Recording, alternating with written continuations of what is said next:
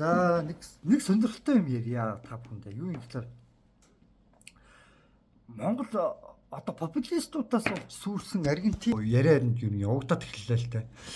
Тэгэл Монгол улс Аргентин шиг болох ёстой ч гэдэг юм уу ингээл тийм ээ. Тэгэл одоо эн чинь одоо юу гэдэг юм тийм ээ. Гадаадын хөрөнгө оруулалтыг татах тий. Тэгэл зөв либерал гэл тий. Энэ амраа сүлээл тий. Иймэрхүү яриад эхэлсэн л дээ. Эдний цаад гол зорилгыг нь би шууд ингэхдээ ярьчих гэж бодлоо. Та зорилго юм. Тэдээс эдний гол хэлэх гээд байгаа санаа нь юу юм гэхээр шударга ус байгаа нийгэм. Тэг шударга ус байгаа. Та нар тогийг чинь нэмж байгаа. Та нар тэсгэх хэрэгтэй. Та нар одоо тэгэх хэрэгтэй. Та нар зүгээр тогныхоо мөнгийг илүү нөмлээд тисэд явах хэрэгтэй. Хулгайч нар бол ингээд авдгаараа аавна.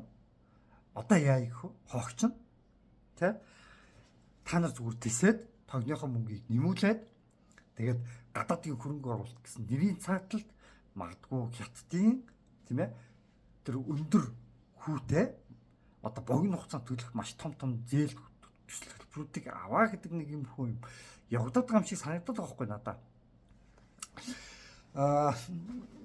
Ерөнхийдөө би энэ охины яриаг бол зүгээр сонсон. Тэгээд зүгээр нохоон баас уучлаарай яриад байгаа юм байхгүй. За энэ амрагийн яриа энийг сонсоод байх шаардлага байхгүй. Эдгээр зүгээр нохоон бааснууд заяа. Эдгээр зүгээр нохоон бааснууд. За тэгээд юу юм гэхлээр энэ ягаад би бабартай ярилцж байгаа яриануудын нохоон баас гэж хэлж байгаа юм гэхлээр бүр өмнө энэ дээр ч ингэж хэлсэн байгаа. Энэ болон импоз дээр энэ хин ах ярьсан байгаа. Баабар ингэж гахаануудыг гахааг гэж монголчуудыг доромжилдаг. Тэгээ иймэрхүү постууд бол зөндөө байдаг.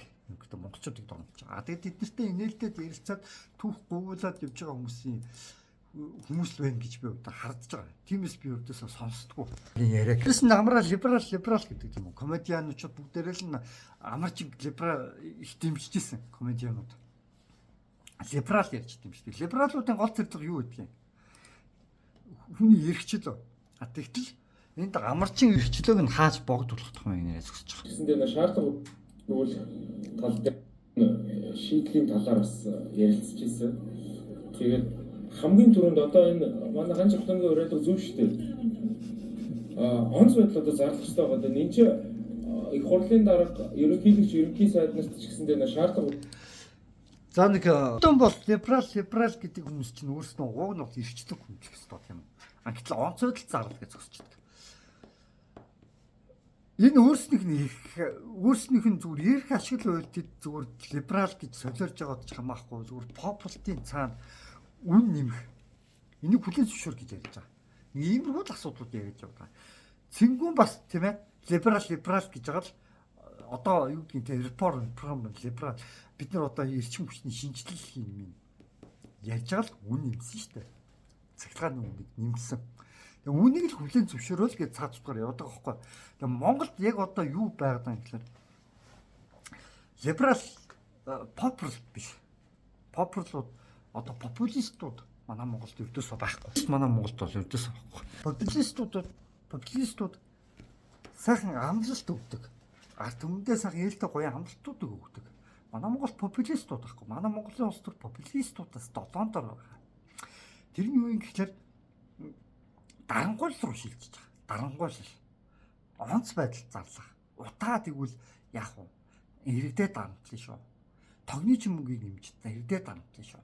Утаа галт түлээд хэд зэрэг айлаас хэр зэрэг утаа гарч ин тэр айлуудыг дарамтлаа шүү гэдэг. Дарангуйл явж байгаа. Популистуудаас илүү айхтар юм явж байгаа. Тэгэд яг одоогийн байдлыг ийм мөн үү биш үү жоохон бодоод үзээрэй.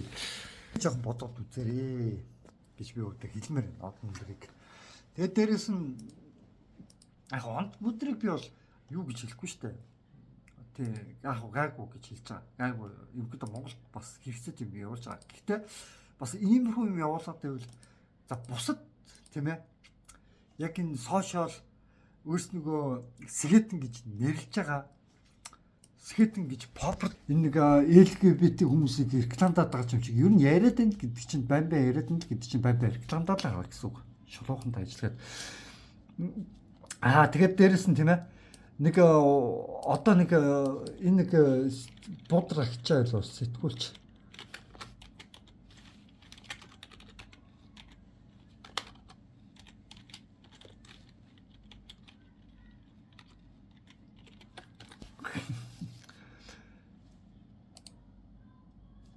будрагч одоо чинь ингээд уул хорхыг одоо ингээд дэмжил явж байгаа юм л та. Тэгээд энэ дээрээс нь би нэг ойлгох юм өстой гараагүй. Өстой утга учиргүй юм ярьжсэн.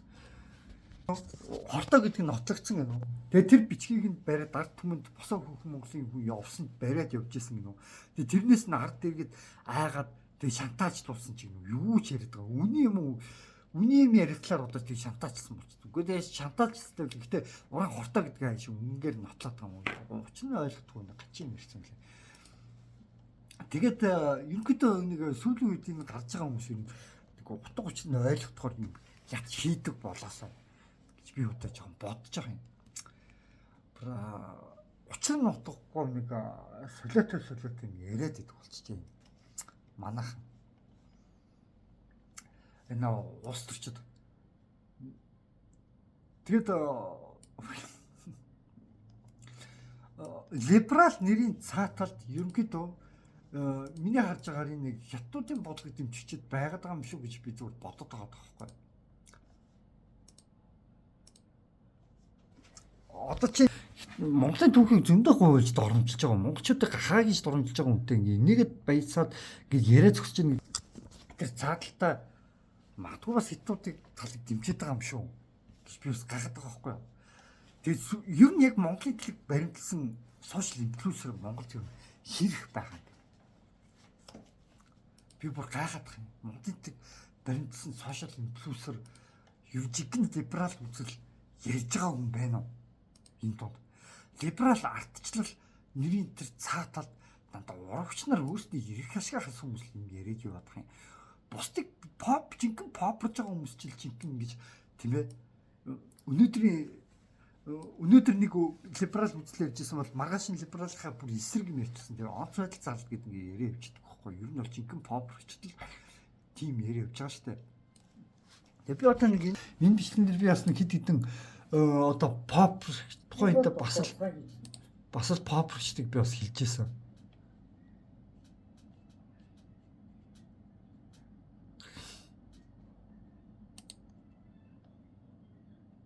Энэ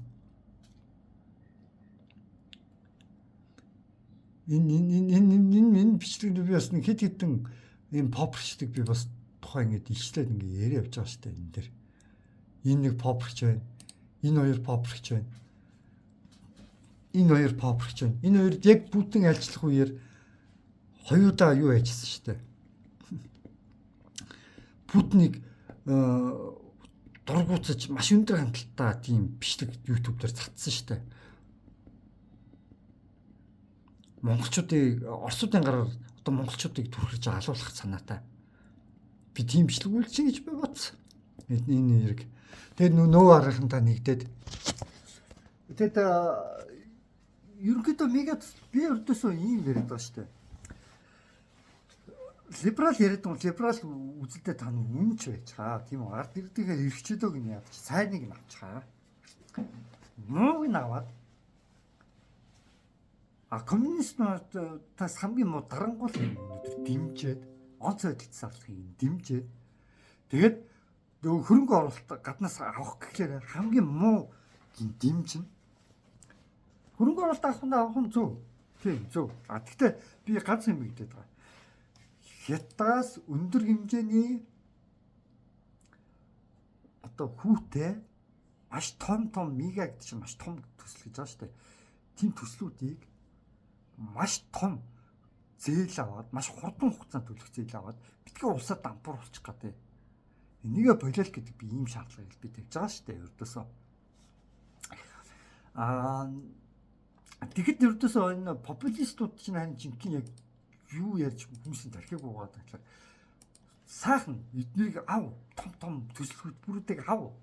Одоо ингээд мега төсөл ингээд би ингээд ярьж байгаа юм би угаасаа өмнө би ингээд зөндөө шүүмжилсэн шүү дээ. Ингээд мега төсөл одоо ингээд яг мега төслүүд хэрэгжиж болно. Тийм. Гэхдээ гол нь хаанаас санхүүжилт авах вэ, яах вэ гэдгийг мэдчихэд дараад нь дэмжиж болох байхгүй. Гэтэл юу ч мэдээгүй гэж гів гинтхэн цаанасаа мега хөтөлбөрүүдийг дэмжиж гарч иж байгаа нь өөрөө аюулахгүй юу? Би энийг л хэлээд байгаа. Том төсөл мега гэдэг чинь асар том төсөл. Тэгээд энэ том төсөлбөрүүдийг хэний улс төрж байгаа хэрэгтэй санаач. Яагаад санааж гэсэн.